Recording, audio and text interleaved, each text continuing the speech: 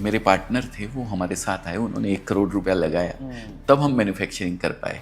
लेकिन जब एक वो पीरियड आया ना, दोनों साइड वाला, होलसेलर्स नाराज होते चले गए, रिटेलर, तो उस समय जब थोड़ा नुकसान लगा मुझे, इवन मेरे खुद के घर के गहने बेचने पड़े, मेरी वाइफ के घर गिरवी रखना पड़ा, मेरी गाड़ी गिरवी रखनी पड़ी मेरे को, ऐसी भी पोजीशन आ गई थी। उस समय फिर मैंने अपने आप को वापस खड़ा किया, किसी भी तरीके से पैसे वैसे का जुगाड़ करके। उस समय आपको तो पता नहीं होगा कि ये इतना बड़ा ब्रांड बनेगा, तो क्या चीज़ थी आपको लग रहा था कि ये फ्यूचर में काफ़ी आगे जा सकता है? मतलब आपको कुछ साइंस दिख रहे थे? मैं कोई साइंस पे बिलीव नहीं करता हूँ, कोई इस पे बिलीव नहीं करता हूँ कि क्या होगा कैसा होगा। मैं जो कर रहा हूँ उसको अच्छे से करने में बिलीव रखता हूँ सर। आज के बाद मेरा अजमेरा फैशन कहाँ जाएगा मुझे इसका कुछ अंदाजा नहीं है, लेकिन आज जो मैं कर रहा हूँ ना उसको परफेक्टली करने का प्रयास करता हूँ, पूरी कोशिश करता हूँ वो अच्छे से है। आपने रतन टाटा का एक स्टेटमेंट सुना होगा, मैं किसी भी काम को परफेक्टली करने में विश्वास नहीं रखता हूँ, मैं उस काम को शुरू करने में विश्वास रखता हूँ, फिर उसको परफेक्ट बनाता हूँ। आपने सुना होगा ना, हम शुरुआत करते हैं किसी भी चीज़ की, क्योंकि एग्जीक्यूशन बहुत ज़रूरी है। हम बैठकर सोचते तो कभी भी रहें सर कि मैं यहाँ पहुँच जाऊँगा, ये कर लूँगा, वो कर लूँगा, पर एग्जीक्यूशन ही नहीं करोगे, पहला कदम ही नहीं उठाओगे तो क्या होगा। मैंने हमेशा यही सोचा है सर, परिस्थितियाँ चेंज होगी, बदलेगी, आपकी मनस्थिति नहीं बदलनी चाहिए, वो मजबूत होनी चाहिए। अब अगर आज किसी को अपना ब्रांड बनाना है, इस समय D2C सबसे ज़्यादा इजी है करना, डायरेक्ट टू कस्टमर आप जाके आप ऑनलाइन उसको सेल कर सकते हैं, तो वो एक ब्रांड आज की डेट में कैसे बनता है? मेरे पास पैसे नहीं थे, मैंने सोशल मीडिया का यूज किया, इससे बढ़िया फ्री का प्लेटफॉर्म कोई नहीं है। आप में जो कला है, आप में जो क्वालिटी है, आप जो कर रहे हैं उसको लोगों तक प्रेजेंट करने का। आज हम जो बैठ के बात कर रहे हैं और लोगों तक पहुंच रही है, मेरा कोई खर्चा नहीं लग रहा है। आपको एक कंटेंट मिल रहा है, आपको YouTube पैसा देगा या Facebook पैसा देगी या Instagram पैसा देगा, और मेरी बात आपके जितने सब्सक्राइबर हैं उन लोगों तक पहुंच जाएगी।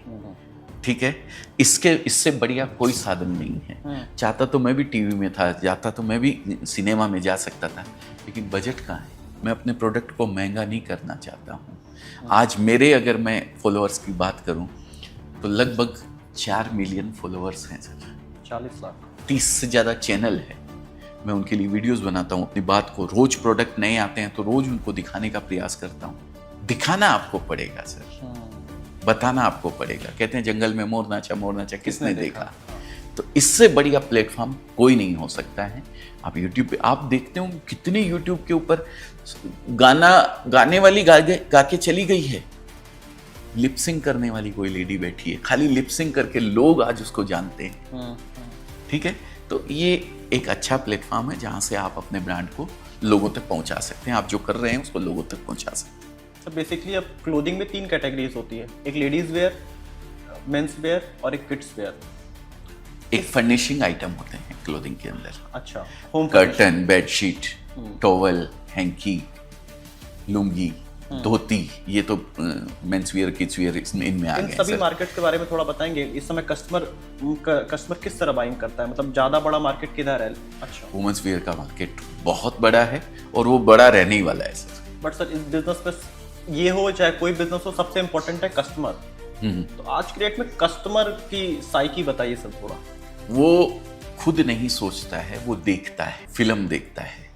आज वो कौन सी अभी तो मैंने फिल्में, उर्वशी रौतेला पहन के ये आ गई है, इस टाइप की साड़ी में कंगना राणावत आ गई है, काजोल आ गई है, वो उसके ऊपर से फैशन पूरी की पूरी क्रिएट होती है सर। तो वहाँ से जनरेट होती है वो डिमांड और वो यहाँ तक पहुँचती है। लेकिन चक्र बना हुआ है, सूरत से कपड़ा बन के डिज़ाइनर तक गया, डिज़ाइनर ने कपड़ा एक किसी सेलिब्रिटी को पहनाया, सेलिब्रिटी से लोगों तक उसकी पहुँच बनी, पहुँच बन के फिर वापस यहाँ तक आ गई डिमांड। ये तरीका होता है। मैंने एक चीज़ ऑब्जर्व किया था जी, अनुष्का शर्मा और विराट कोहली की जब शादी हुई थी, तो उन्होंने जो साड़ी पहना था, उसके बाद वो बनारस में ट्रेंड हो गया। बनारस में वो हैंडलूम साड़ी बनती है सर। अब वही साड़ी की अगर मैं बात करूं, बनारस की साड़ी की, कतान आता है वहाँ पे, कॉटन आते हैं, बहुत सारी क्वालिटीज अलग अलग आती हैं। एक साड़ी को बनने में जो आपने बताया, उस साड़ी को बनने के अंदर लगभग ये समझिए 6 महीने का समय लगता है सर। और यहाँ एक दिन में एक मशीन के ऊपर 30-30 साड़ी निकलती है सर। एक दिन में एक मशीन के ऊपर वो सेम डिजाइन, कपड़े का हल्का सा फर्क होता है, लेकिन आम आदमी के पहचान की बाहर की चीज होती है। अब वो सोचिए कहाँ वो 20,000, 25,000, 30,000 वाली साड़ी और कहाँ ये 1,500 रुपए के अंदर साड़ी तैयार हो जाती है। कितना फर्क है, बहुत अंतर है। आज बनारस की जो बनारसी साड़ी आती थी आज कोई लेता नहीं है सर।